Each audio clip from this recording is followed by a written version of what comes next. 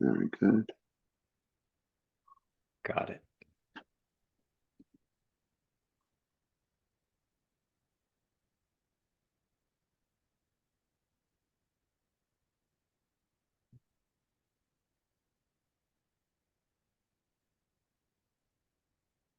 Okay. And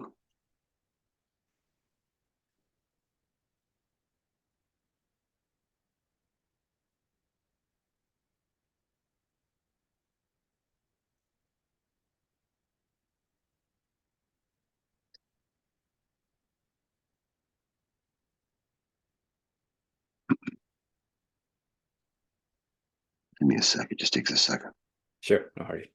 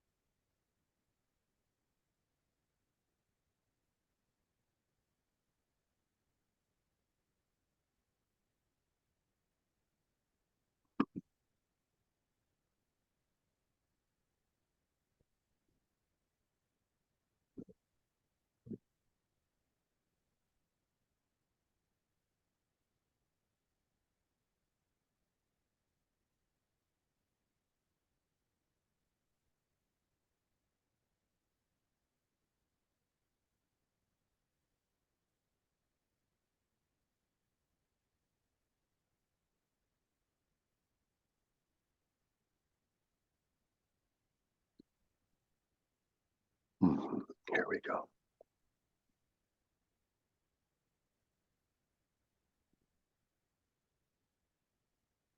Good morning, fellow warrior sages. Good morning, friends, wherever you are, whenever you're seeing this in the world. Continuing in our series of enlightened leadership, the premise being that I've been sharing is that we are in a dire straits and crisis of leadership. And in the warrior sage traditions, crisis is not an opportunity to fear. It's not a place to fear, buckle down, close in, complain, whine and moan, or shut down. It's a profound opportunity to find out what irritates us, what closes us in the world. Where do we see leadership not coming from its depth, its power, its capacity to be inclusive of all of us in a profound way? And in this series, I've been inviting friends, colleagues. Some of them are well-known, respected, and international leaders and guides. Some of them are doing quiet, profound, deep work behind the scenes, not really clamoring for public attention, yet making positive, deep impact in their society, in their culture, in their communities, with their families. And so today I have a very beautiful brother, a profound brother, a fellow yogi, a true warrior sage, a family man, Bhaskar Goswami, who's been on the yogic spiritual path for decades, and he's going to share his profound, illuminating story. But as you listen today, yes, you can listen to the words this deep, profound, beautiful soul has, but I'm going to invite you to listen even deeper. I'm going to invite you to listen to his soul, receive the transmission of benevolence, altruism that's rooted in reality and groundedness in action, and listen to the wisdom this man who lives his talk shares today. Bhaskar, I love you. I'm so grateful for you, brother, to be here. You're a fellow transformational guide, mentor, coach. You've been working in the corporate realms for decades, serving higher consciousness into places that perhaps wouldn't be so open. And what I've really loved seeing you through the years is your clarity of spine. You're anchored in primordial truths that you're unshakable with. And you're so open and loving and able to meet me and anyone I see in front of you, from children, teenagers, elders, the most highly accomplished to the everyday simple person. There's no distinction. And this is one of the sweetest beautiful qualities I see in you as a leader. Welcome today, brother. I'd love you to share a little bit about who you are and whatever is opening in your heart this morning. I love you too, and I'm so happy to be here with you, Satyan. Thank you for the invitation. And this theme is so rich and valuable in our times. And I want to take a scenic route in looking at leadership and sharing some stories, particularly for people that stand out in my life, that have come into my life, that I recognize as leaders, and maybe absorb some lessons that have impacted me in what leadership means.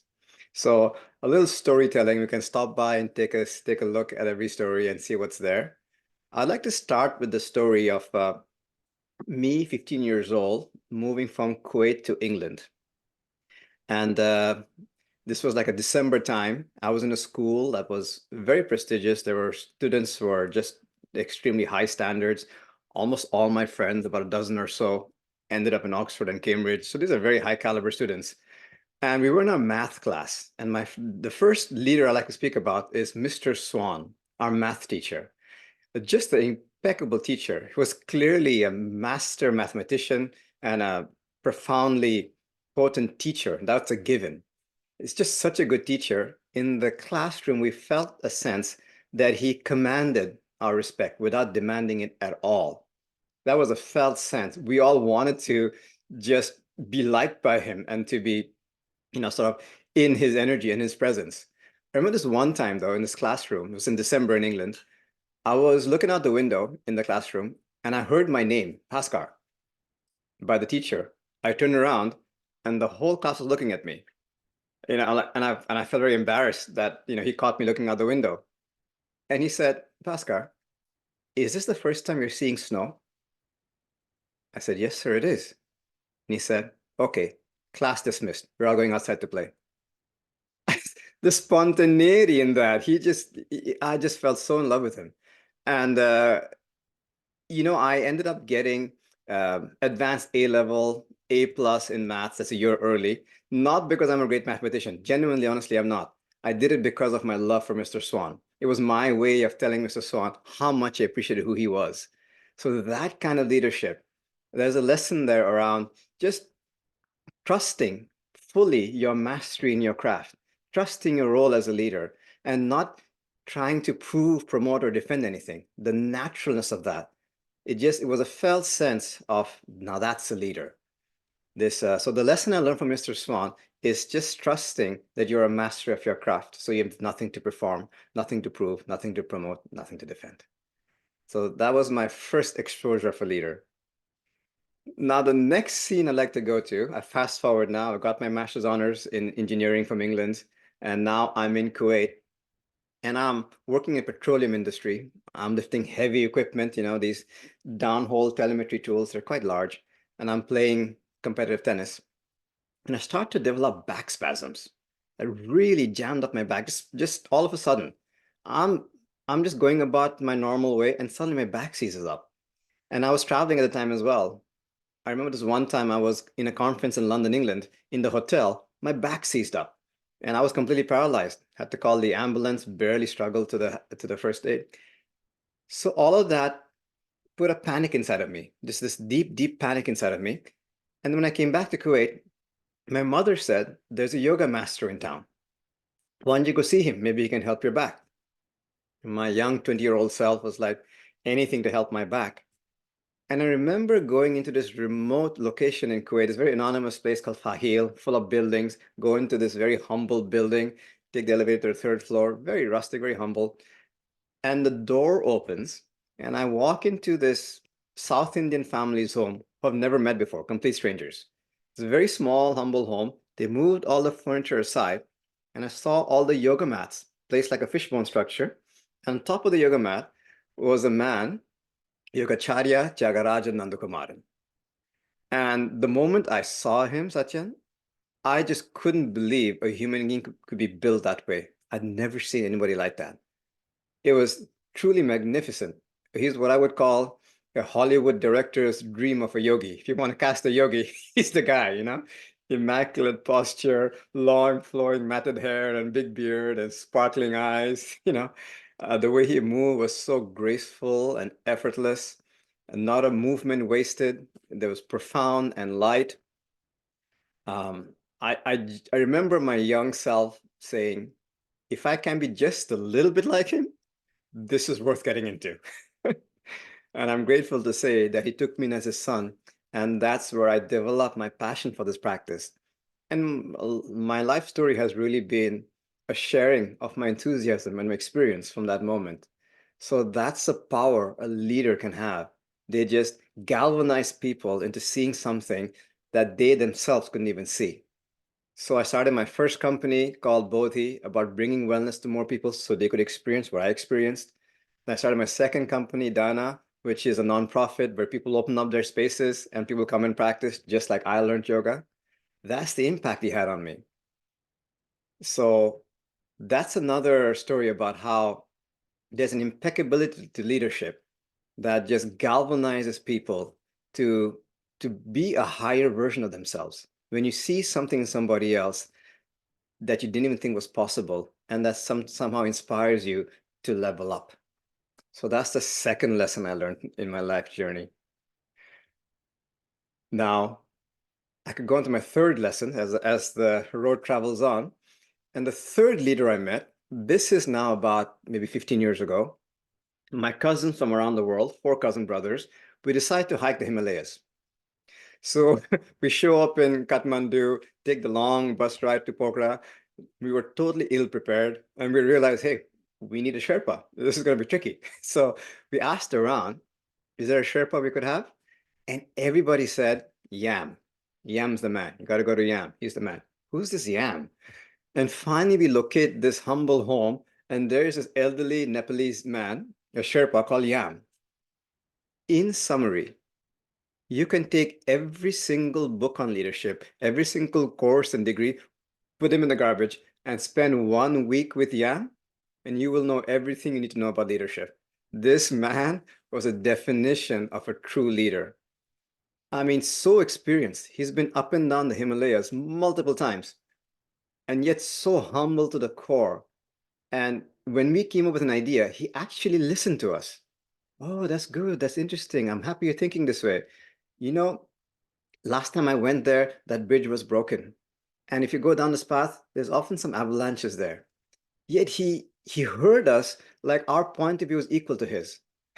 So the capacity to hold multiple points of view like it's your own was just so magnetic. We really felt listened to, felt valued, and the rest of the journey was really about pleasing Yam and just having a friend in Yam and him appreciating us for who we were, like we did for him. So that's another amazing quality of a leader. Just mastery blended with utter humility and the capacity to hear everybody else's point of view, hold it all like it's your own. And now the story goes on where I met the fourth person that I felt leadership quality in. This is here in Montreal. This is about 5 months into the pandemic. We're in about August or so of 2020, August, September. And I sense some duress and tension and polarity in people. People are getting anxious, with the lockdown and the masks and the vaccines coming at the time. A lot of this negative energy everywhere. I was speaking with my brother Costa, and we decided let's put a Zoom call together, and we just create a space where people can just speak freely. The open mind, open heart, no judgment. Just air it out, so you're not carrying it in your heart so much. It was an idea. About 50 or so people came. In the top right corner of the screen, in a little box, there was an image of you, my dear friend, Satyan. And I have to tell you, you didn't say anything or hardly anything, but just the sheer emanation, I sensed there's something special happening there. I don't know what it was. Just the way you carried yourself and just a few words you said just had such an echo through the whole group. It kind of a pillar that held the etiquette and esteem of that gathering.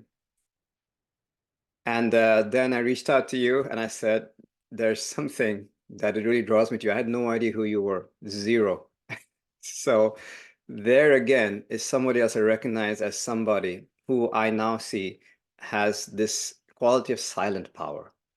so powerful that loudness is just not required. And I don't know, I have a way very clearly noticing what a leader is. It's so self-evident. There's a difference between a teacher and a leader, a yoga instructor and a leader, a Sherpa and a leader, a successful entrepreneur, mentor, and a leader. And it's the capacity to galvanize people into something that is higher than the individual parts. And also, I would say a feeling of love, like a deep affinity that you have towards that person. This willingness to want to belong with that person and to level yourself up just to be in that person's company and to demonstrate in every possible way how much you appreciate that person being in your life and making you a better human being. So those are the 4 people I recognize as leaders in my life. You're muted, brother. Bless you, brother. I wasn't expecting to be on that revered list, and I'm humbled. I'm humbled. You know, my teacher, Stuart, he said to me, you know, it's better to be humble all the time than to be human. My Kung Fu teacher said it's better to be humble all the time than to be humiliated all at once. Mm. You know, my mom and dad said, God gave you 2 ears and 1 mouth. And right now you're speaking like you have 3 mouths and 1 ear growing up. And so they said, you have to turn that around. And that became a lifelong practice. And then my beloved Kung Fu teachers, they taught me what you just shared. We can be a great teacher of our art. We can be a great practitioner of our art. But what makes a leader, you know, when I earned my black belt through my Kung Fu master, even though I had contributed a lot to the school, volunteering, teaching for years and years and years without a penny, cleaning up, helping with construction, renovation, my teacher's school, the schools that we had underneath our umbrella. What had happened was there was this spirit of service. And a couple of the 2 things we had to learn at the very beginning was we, the instructors, care, which is that way you talked about the heart. But the second piece was really deep for me as a young fellow, 13, 14. We, the instructors, are helping people to help themselves. Mm. And when I earned my black belt and I told my teacher, I says, I'd still feel so indebted to you. I know I've contributed. Is there anything else I can contribute? He goes, yes. He goes, now it is your duty, your honor, your sacred responsibility to create 10 black belts underneath you. Yeah. Not just to have the win, the success, to be famous as a black belt, all of the egoic accolades and egoic power that comes with such designation and significance. After 20 years study, he says, make others the same. Get 10 more to be stronger than you, better than you, deeper than you, more loving, more impactful. And I did. I went on to generate close to 18 black belts, teaching, mentoring over 20, 30 years, these guys and ladies, young children to men. And then when I went back to my hometown in Brampton, Ontario, I met a handful of them that just held me with such love and reverence and respect. And they are all servants of humanity, all great helpers of humans. Some are doing it in a big way, some in every individual way. But what's unique about each of them, they all have the heart of service, hearts of gold, profoundly relinquished egos, and cultivated inner strength. And that is not just happening in my world, but they're creating that legacy and creating 10 more black belts in service and contribution underneath them, and so on and so on. To me, this is the ultimate capacity of a leader, is not only to light up ourselves, to light up others, but to give them the resources, the models, the capacities, the wisdom, the fortitude, and to support them in their ability to get many others to higher levels of ability. Absolutely. So You can feel tell that. me, Yeah, Yeah. you can feel that. Tell me about you and that. I know this is something very close to you in the yogic lineage Mm. and the philosophy of yoga. Please share about that and how that pertains to us as leaders. For me, I often get invited to teach in yoga teachers training courses and advanced courses and so on. They bring me in to do, and I walk in with just one intention, to create yoga teachers and masters who far exceed me. That's the intention, to give them everything I can so they can just take off in their own unique way and create magic on this earth in their dharmic alignment. This notion of dharma is a very important aspect of yoga to be truly well understood. Um, Dharma is really a sense of alignment. All the unique gifts, talents, attributes, skills that you're born with sometime inherently, they're not for nothing. There's nothing in excess or scarce. There's a perfection to it. You have those because they are there to be nurtured, mastered, and offered in the yogic vow to leave the place better than you found it. And that's where fulfillment comes from. And once somebody has achieved some sense of mastery, the humility is a special kind of humility. It's not one that comes from self-diminishment. You're very well of this. This is not a less than unworthy humility. It's a humility that's egoless. Yes, there's mastery. It's as obvious as I'm breathing, there's mastery. But that has nothing to do with it. It is, what is the mastery in service for? Being lost in the love of that. This is Dharma. Being lost in the love of your Dharma, your sacred service, honing the natural, God given, divine given talents and propensities, capacities we have, but in the crucible of service, in the generosity of heart. It's beautiful, Bhaskar. One of the things I really love about how you lead, Bhaskar is a renowned guide, teacher, mentor, transformational guide to CEOs, power individuals, everyday individuals. It's really beautiful to see how you work. As I shared, that you don't hold an egoic distinction. You don't treat others more special because they have specialness in society. I've seen that. I feel that. I see how you walk day to day, how you see how when we're in our circles together, you uplift everyone. And one of this remarkable capacities you have that's not even highlighted is your ability to go into the background and allow the spotlight on others to rise. And the egoic idea of leadership, it's like, how can we move higher into the spotlight so we can be of more influence and impact? The sages aim for retracting to behind the scenes further if need be. If they need be, they'll go in the spotlight. But really, their cultivation, their practice is to help their students, the leaders that they're fostering and cultivating and helping and honing and refining, to come into the spotlight. And as their students, mentees come into the spotlight, they celebrate, they edify, they give prayer, they send other people that way, happy to be more and more invisible, less and less noticed, less and less fingers of appreciation and significance coming their way. And they're happy to turn that around to all that they wish to put on the stage and to highlight.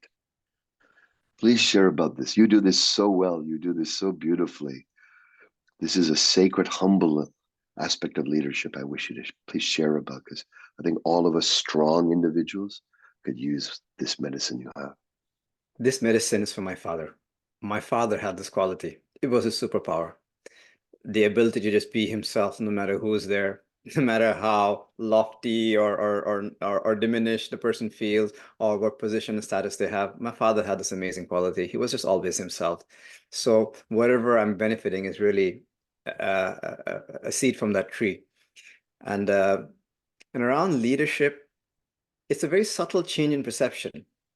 Shifting from I'm not a leader, I'm a leader, to is leadership needed now?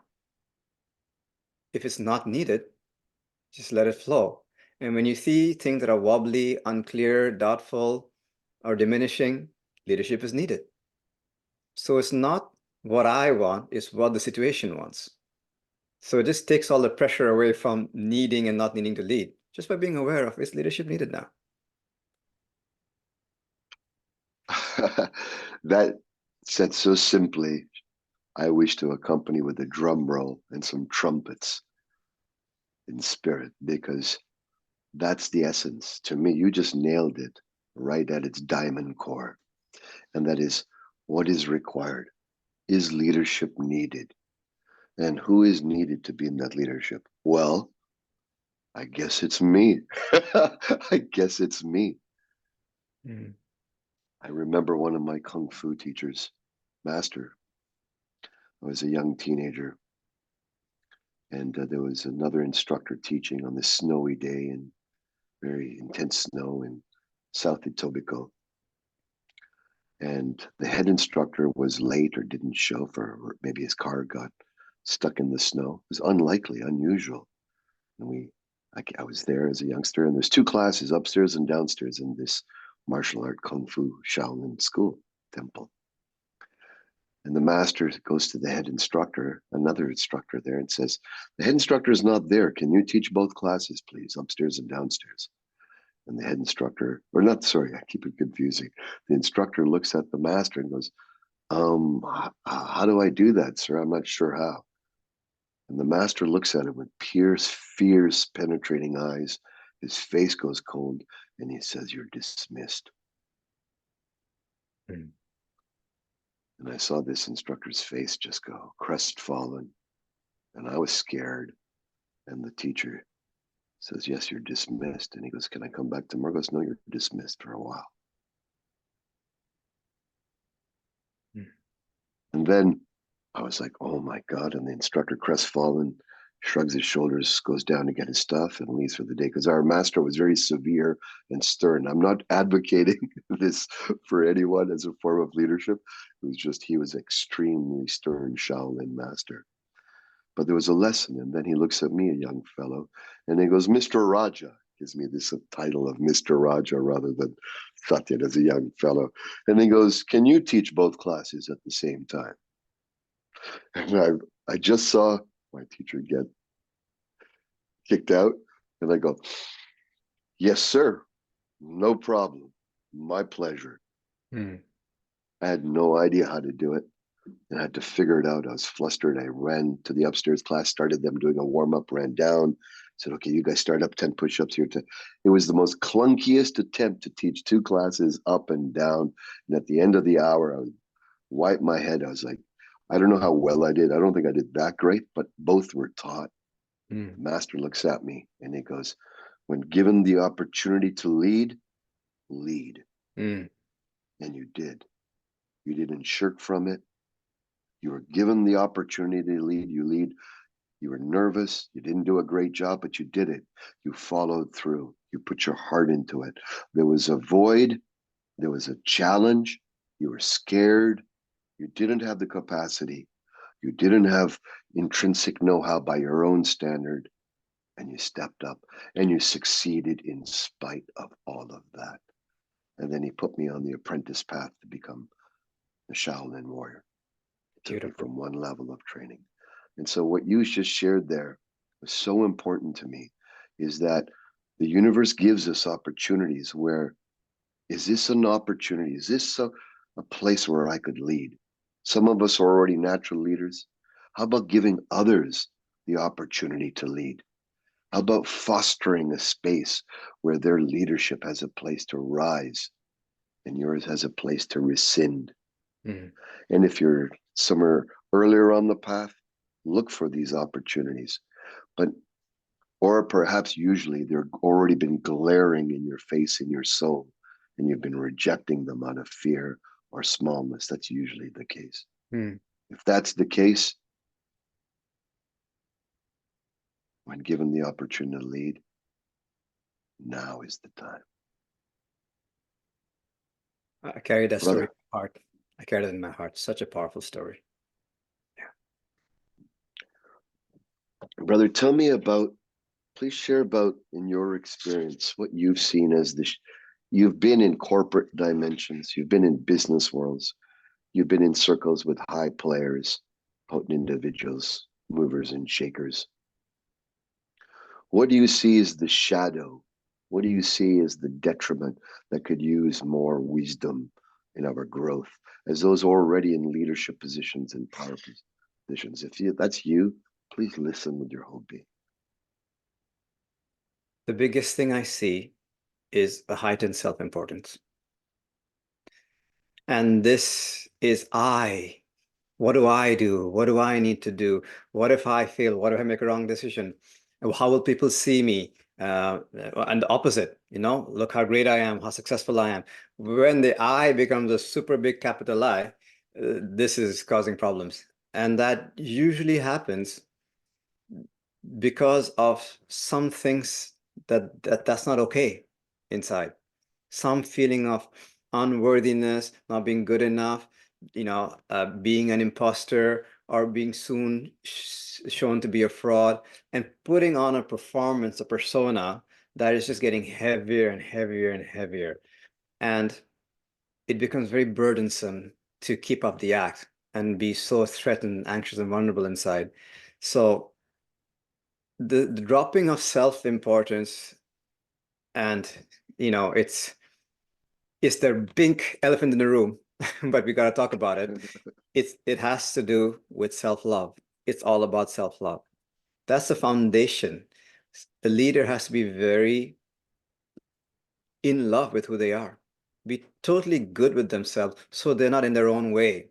So now they can speak about what their mission wants, what their organization wants, what the highest version of what wants to become from the collective wants, and step away from the I and be more with the isness of the experience. And what is the highest version of our collective is a much more profound, impactful question than what do I need to achieve and accomplish.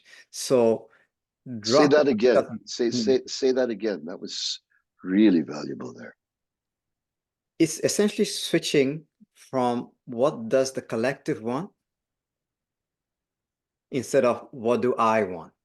And that has everything with dropping your self-importance. And this is something that can be cultivated. All the four people I mentioned, Mr. Swan, Yogacharya, Yam, yourself, you have the capacity to just drop the what I want and be more in love with something much bigger, much more magnificent that people can feel and want to be a part of, not because of you, but because of the mighty thing that is in your heart and shining so brightly. So yes, in summary, it's about dropping self-importance so you're not in your own way. Something bigger can happen. Beautifully expressed by. I call Bhaskar Bhai. Bhai means beloved brother in our Indian languages. Bhai is not just brother technically. There's a warmth in the sound. There's an affinity. There's a oneness. There's a love. There's a camaraderie. As we are of one place. Bhai, Bhai. We say that to each other, and the way we say that to each other, the way we share that Bhai-ness, that brotherhood, I find very nourishing to my soul, Bhaskar Bhai, because to me, it allows my leadership to feel that I have allies, brothers, sisters next to me, that it's not an alone job. Mm-hmm. It's not I have to fire up my own willpower, fire up my yang, fire up my intention, fire up my sovereignty, fire up my personal power. No, I can hop on today with you, and where I feel a little more gentle, worn out, a little burned at the edges, a little tired. I can feel your depth of resonance uplift my parched soul this morning. I can feel your effervescent, true, innocent love of life and humanity and wisdom and truth replenish my sort of half cup. To me, this is another element of sacred, divine, enlightened leadership, is that it doesn't have to be, I am in the leadership position. It's simply from we're in this together, walking together. You're strong right now. I'm going to relax with you. I'm strong now. You can relax with me. And it's not said through words, it's through the holding in each other's heart, soul, body disposition to each other, but for each other and with each other. So thank you for being my sacred bite. Likewise. Likewise. You know, you shared something very valuable about importance, self-importance. I wanted to flesh out. This, I feel, is a scourge in leadership, self-importance. It's the essence of our illusionary self. In the wisdom traditions, it's referred to, we call it to the ego in English language, ego. Ego meaning a set of reactions, responses that have coagulated into a homogeneous type of false entity, which is there to protect the human being, to protect us from fear, to instill, help us not go into fear, problematic situations. It helps us stay stable, stay in our knowingness. But all the ancient masters, all the wizards, all the wisdom traditions talk about the relinquishment of the ego. But there's two subtle forms I wanted to point out. Well, not two. One grand form, which is the self-aggrandizement, as we talked about.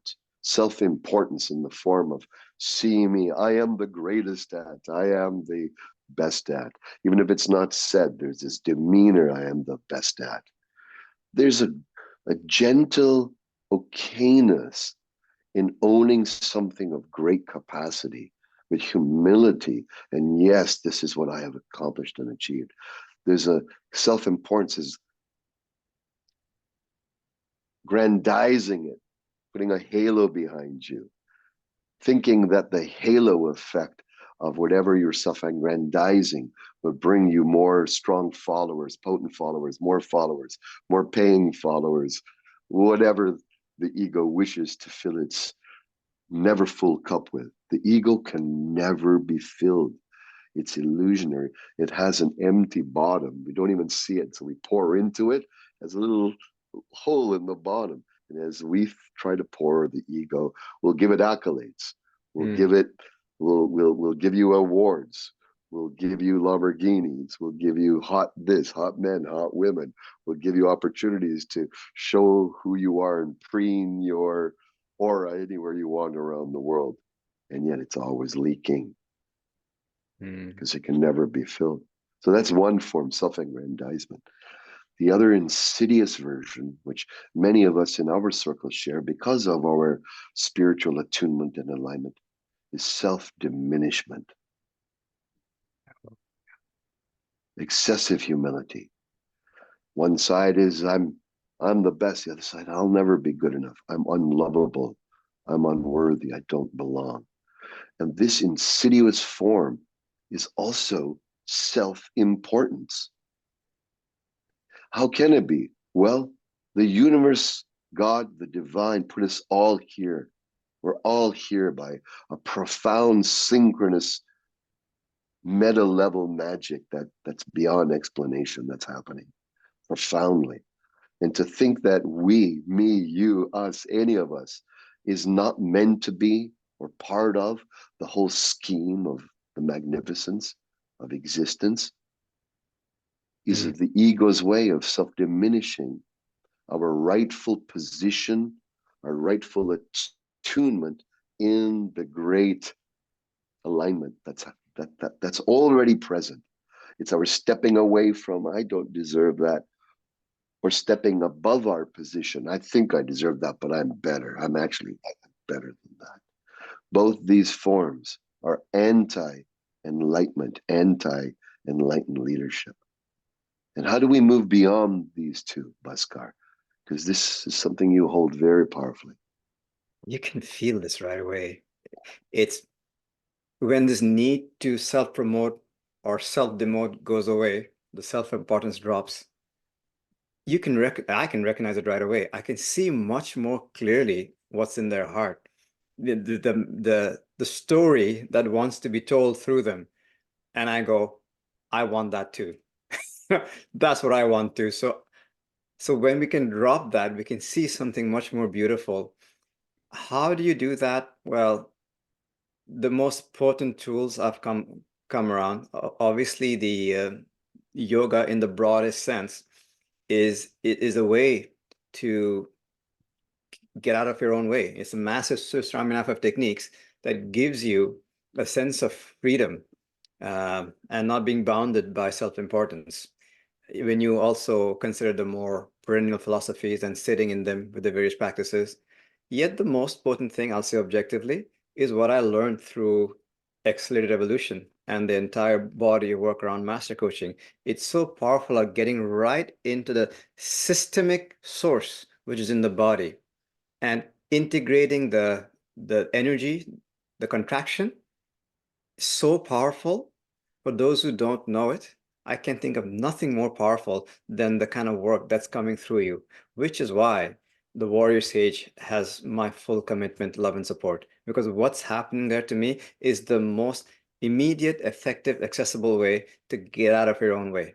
The three pillars of being clear about who you are, second pillar of clearing all the stuff that's in the way, and the third pillar of cultivating what's necessary for you to live the life you truly want. I've seen nothing more powerful and potent than what I experienced through being in Warrior Sage. It's my honest and humble and objective realization around this.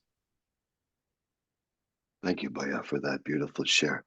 For those of you who don't have context, Bhaskar is a master coach in my accelerated evolution master coach family, where I've taken my 45 years of studying psychospiritual development from all the great traditions, so many great masters. And rather than keeping it to myself, I was given the call to create this academy so that I can share these potent, very fast, very deep, profoundly illuminating, guided experiences that can be used in coaching, healing, resolving trauma, heightening our spiritual attainment, as you said, dissolving the ego, transforming our core being at a core level. And what's beautiful, within minutes, literally within minutes, at the deepest level, period. And these methods and teachings were given to me by two great sages, Yogeshwar Muni, the great yogic master, as well as Zhivarad Slavinsky, another great realizer of consciousness, and Nikola Tesla of consciousness. Both have been my great mentors for many years in their bodies of work. They've both passed on into the other dimension. But for me, I got the calling from their spirit to bring this body of work in our refined ways that we do to healers, guides, human potential leaders, all leaders in the world. Because to me, effective capacity, rather than just coddling people, rather than just giving them feel good, um, if you will, slogans or sayings or reframes, I was really called to, well, how can we go to the root? Please share about what is the root here that we all need to go from any apathy, any closure, any denial of our true leadership power. What must we do today to stand up for what needs to be done in our time now, brother? Know what this I is. That's fundamental. The know thyself. The I want, I don't want, I like, I dislike, I need, I don't need. What is this I behind it? So the invitation of conscious leadership is to become conscious of what is this I. And the more you understand the I, the more you understand the other.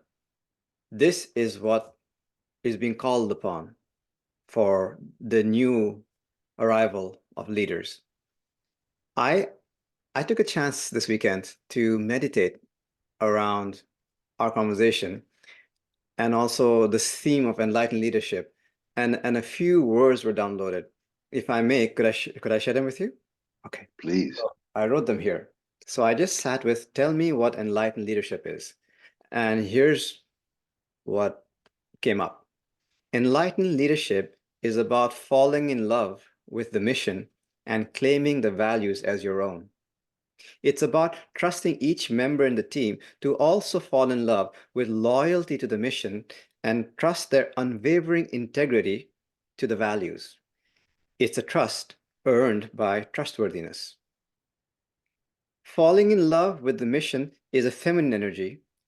Claiming the values no matter what is a masculine energy. Transcendent leadership is about being impeccable with both, effortlessly.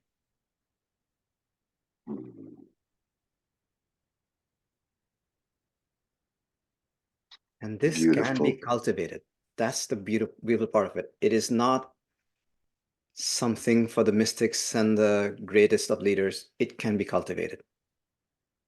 And I've seen in your work the path to cultivate it. Thank you, Baya. Such beautiful share. And what came through your meditation. In our last few minutes here today, what's in your heart to share to all whoever is listening, from your heart to theirs and mine, regarding who we must be as leaders now? I could say words of inspiration and encouragement. I'd rather express this. When I first discovered warriorsage and all the processes and the promise of accelerated evolution, I couldn't believe it. I said, no, it can't be that efficient. It can't be that potent. It's probably some marketing stuff. All right, fine, let me find out. And I was shocked to my core how powerful and real this is. And I am bewildered why this is not common knowledge everywhere. So instead of me inspiring you with few words, I encourage you to enter into the Accelerated Evolution community. Do a few sessions with their courses, find a way to experience it and understand how powerful these processes are. There is nothing but experience that can convince you. Thank you, Baya. And you're a master of this work and been studying it, incorporating in your world, your family, your life, and those you guide. Please share with all our friends here, those who are touched, how they can get a hold of you, website, insight, and if they want to work with you, please share a little bit about that. Sure. I go with the title Radical Transformation Mentor. So radicaltransformationmentor.com is a way to access me. That's a website, and you'll have all my contact information there. If there's anything here that you'd like to dive deeper into or just to connect, I'll be very happy to do that. Baya, it's a joy, a sacred honor, and a delightful play in the eternal to be by your side with you, to commune in this world together, to be a fellow family man and brother, and a humble servant to the great path. All my love and blessings. Aho. Oh, Aho. thank you, brother. And bless you all. There's so much richness, not only in the words, but in the living embodiment here. Drink deeply, my friends, and also from your well of enlightened leadership, pour beautifully to the souls, the hearts of others today. Aloha.